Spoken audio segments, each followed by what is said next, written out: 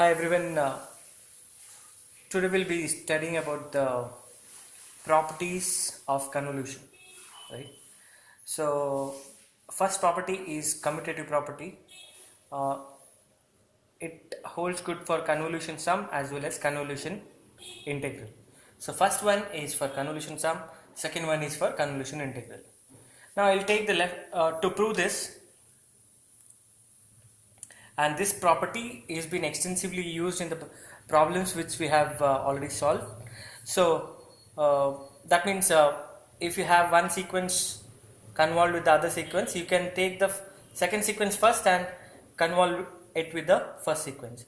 So left hand side, if I take, it is x of n convolution h of n. Now from the basics, it is k is equal to minus infinity to infinity x of k h of n minus k. Now in place of n minus k, I will substitute it as m. So this substitution we have done it many times. So when k is equal to minus infinity, m is equal to plus infinity. So m is equal to plus infinity. When k is equal to infinity, it will be minus infinity. X of, what is k from here?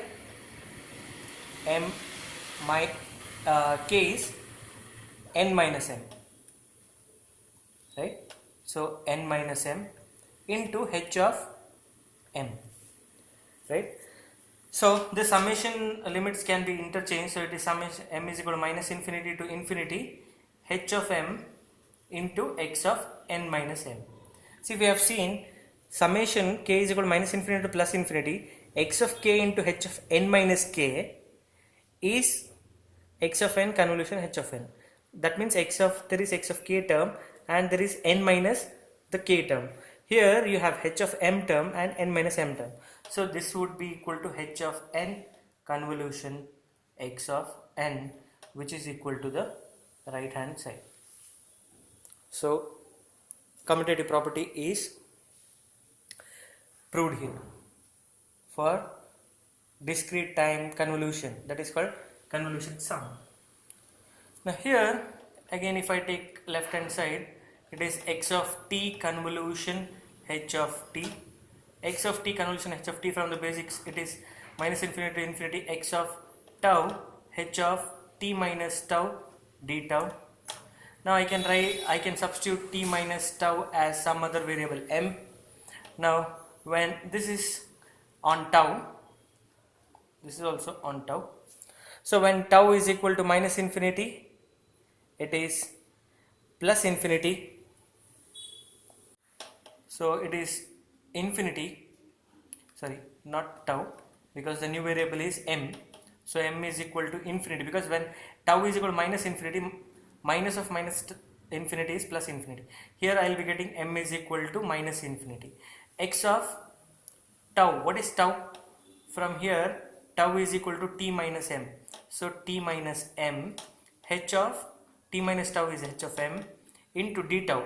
Now if I differentiate this expression with respect to tau, I will be getting, see, t is a constant, so if you differentiate with respect to tau, it is 0, minus differentiation of tau with respect to tau is 1.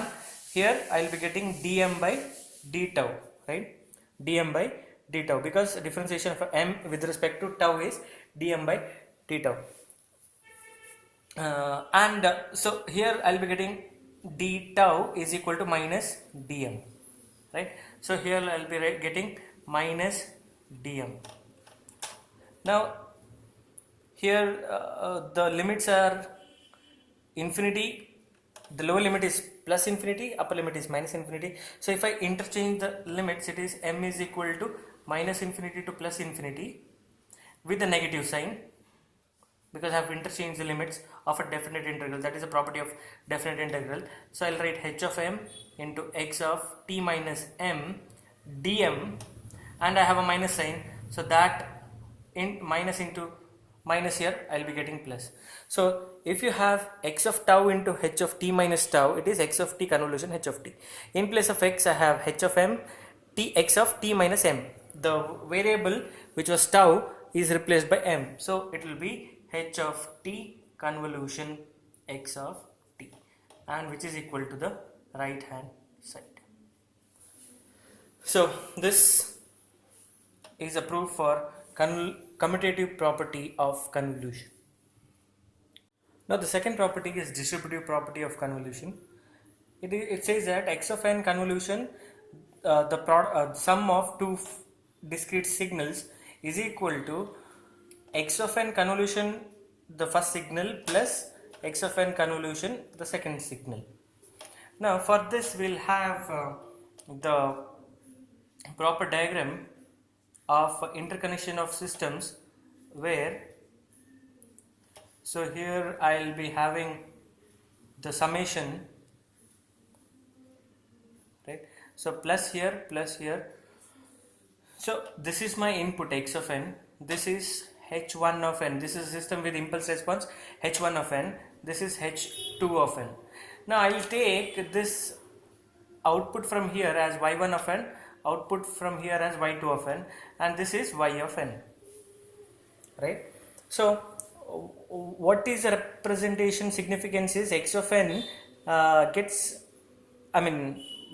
goes through the systems with the impulse response h1 of n and h2 of n, that is input flows here, and y1 of n is the output from h1 of n, and y2 of n is output from h2 of n when x of n goes through it, when x of n is the input to it. Now those outputs are added up and you get y of n. Now we know that what is y1 of n? See, x of n directly goes into h of n directly, so y of n is the convolution of these two, right? So we have, this is nothing but your simple system wherein you have x of n, h of n and y of n. So what is y of n? X of n convolution h of n. So y1 of n is x of n convolution h1 of n, right? And y2 of n is similarly x of n convolution h2 of n. Now from the basics, since those signals gets added up here, so y of n is equal to y1 of n plus y2 of n, right? So what is y1 of n? It is x of n convolution h1 of n plus y2 of n is x of n convolution h2 of n. So that is my right hand side which I have taken. Now by the basics, what is the convolution of two sequences? It is summation k is equal to minus infinity to infinity x of k h1 of n minus k, plus this is also summation k is equal to minus infinity to infinity x of k h of n minus k. Now if I take the common terms together, so this will be summation k is equal to minus infinity to infinity x of k, I'll be taking it inside, so I'll be getting h1 of n minus k plus h2 of n minus k. Now this is nothing but, see, if you have a summation of x of n into h1 of n, it is x of k into h1 of n minus k, that means shifted version of second signal. Here I have x of k, then you have shifted version of second signal. So what is this together? It is nothing but x of n convolution h1 of n plus h2 of n, which is nothing but my left hand side, right? So h1 of n plus h2 of n convolution x of n is nothing but x of n plus convolution h of n, h1 of n plus x of n convolution h2 of n. So if the gist of this discussion is, if two systems are in parallel with the impulse response as h1 of n and h2 of n, then the corresponding system can be represented as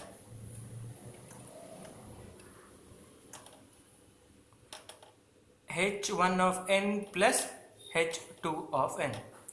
That is, this relationship holds good when the systems are in parallel and there is positive sign here. Say if you have a positive sign here and negative sign here, so it will be h1 of n minus h2 of n, right?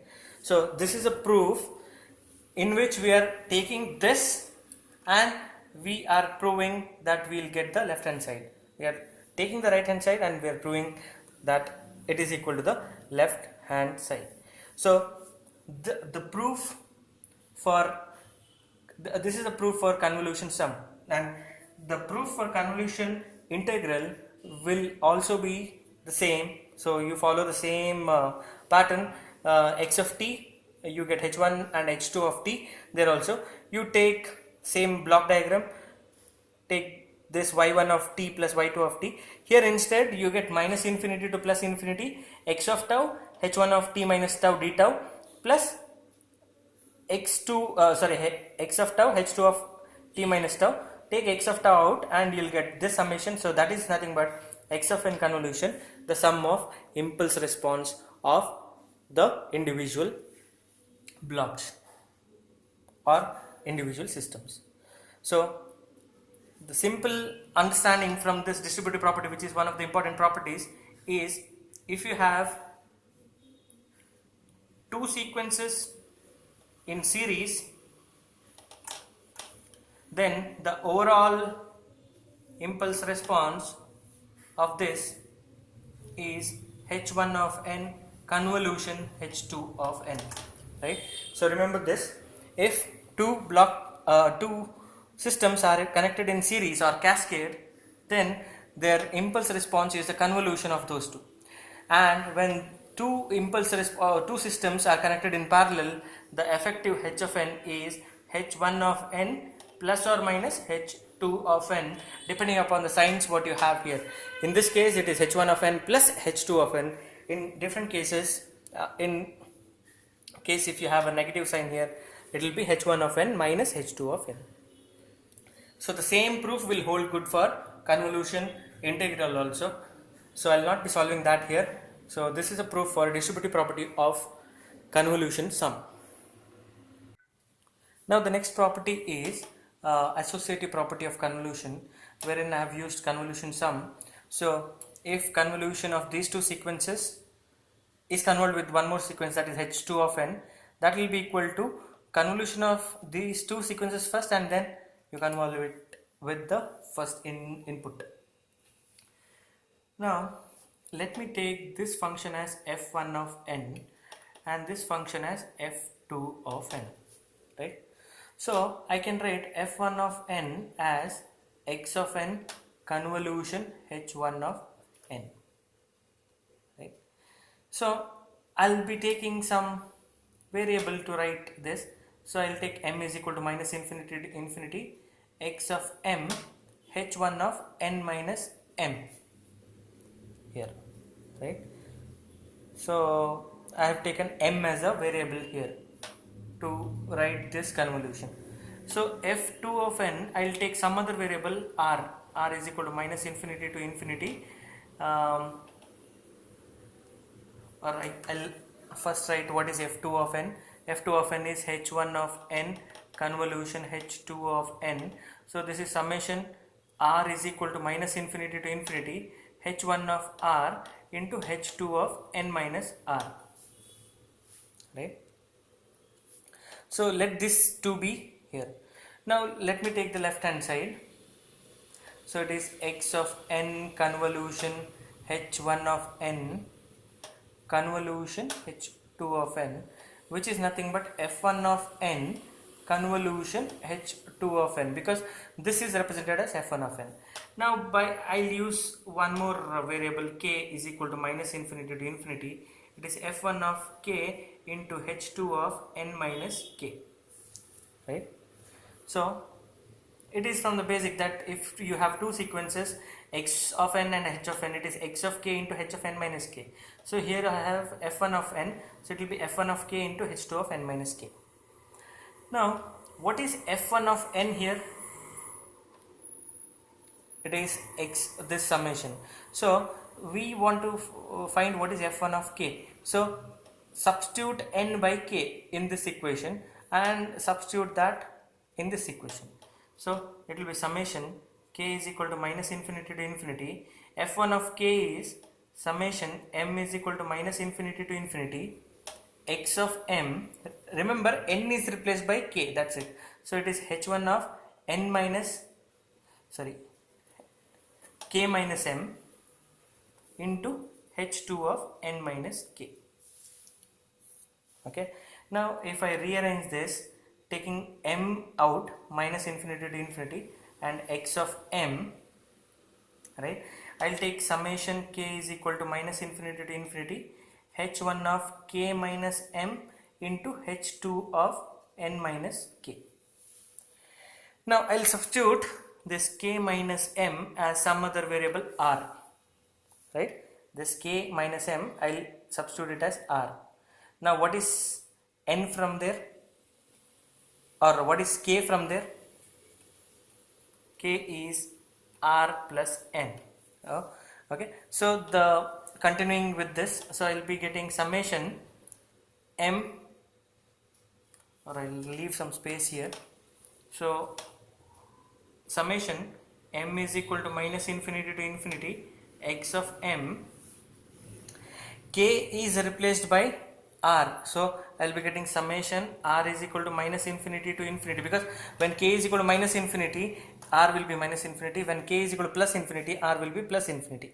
So I'll be getting h1 of, what is k minus m, it is replaced as r, into h2 of, what is k, can be replaced as r plus m, so it will be n minus r minus m, right? So this is the function which I get. Now we have f2 of n. What is f2 of n minus m? It is, I will substitute wherever I have n as n minus m, so it will be r is equal to minus infinity to infinity h1 of r, h2 of n minus m minus r, right? Are you guys getting? Only n is replaced by n minus m. So this function is the similar function which is present here. So I can write it as summation m is equal to minus infinity to infinity x of m. This is f2 of n minus m, right? So now what is x of m into f2 of n minus m? It is convolution of sequence x of n with f2 of n. So this is x of n. What is convolution of, what is f2 of n? It is h1 of n convolution h2 of n, which is equal to the right hand side. So we have started with the left hand side, and we have taken the left hand side convolution as f1 of n, here it is f2 of n. Then we have taken two different variables, one in the form of m, one in the form of r, and we did the normal convolution, and we have ended up getting the right hand side. Now the associative property for convolution integral. Now as we have done for convolution sum, I will take this function as f1 of t, this function as f2 of t. I will take the same variable f1 of t can be replaced as m is equal to minus infinity to infinity x of m h1 of t minus m dm, right? So instead of tau I have taken m. Okay, it is x of tau into h of t minus tau, so t minus m it will be. f2 of t is h1 of t convolution h2 of t, so it is minus infinity to infinity. I'll take r, right? I'll take r here as I have done for convolution sum, so it is h1 of r into h2 of t minus r dr. So this is f2 of t. Now let me take the left hand side. Now left hand side is f1 of t convolution h2 of t. Now here I will be using tau as I have used k there. So tau is equal to minus infinity to infinity f1 of tau into h2 of t minus tau d tau. Now what is f1 of tau? See, f1 of t is this, f1 of tau is replace t by tau. So I will be getting tau is equal to minus infinity to infinity. Here m is equal to minus infinity to infinity x of m h1 of, in place of t I need to replace it by tau. So it is tau minus m dm into h2 of t minus tau d tau. Right? As I have done for the previous case, I will substitute tau minus m as some other variable which I have taken it to be r. So I will substitute tau minus m as r. So I'll rearrange this. So m is equal to minus infinity to infinity x of m, tau is equal to minus infinity to infinity h1 of tau minus m, h2 of t minus tau d tau dm. Right? Now if I replace tau minus m as r, let us check what integral I will be getting. So here I will be writing little down. So it is m is equal to minus infinity to infinity x of m. Now tau is replaced by r, so r is equal to minus infinity to infinity. I will be getting h1 of r into h2 of, what is tau? Tau is r plus m. So if I substitute here h2 of t minus r minus m, and in place of d tau, if I differentiate with respect to tau here, so tau is 1, differentiation of tau with respect to tau is 1, differentiation of m constant with respect to tau is 0, it is dr by d tau. So it is d tau will be equal to dr, so I will be getting dr and dm. Now here, what is f2 of t minus m? It is r is equal to minus infinity to infinity h1 of r into h2 of t is replaced by t minus m, so t minus m minus r dr. So same integral is present here, h1 of r into h2 of t minus m minus r, or r minus m into dr. So that is nothing but x of m into f2 of t minus m dn. So this is nothing but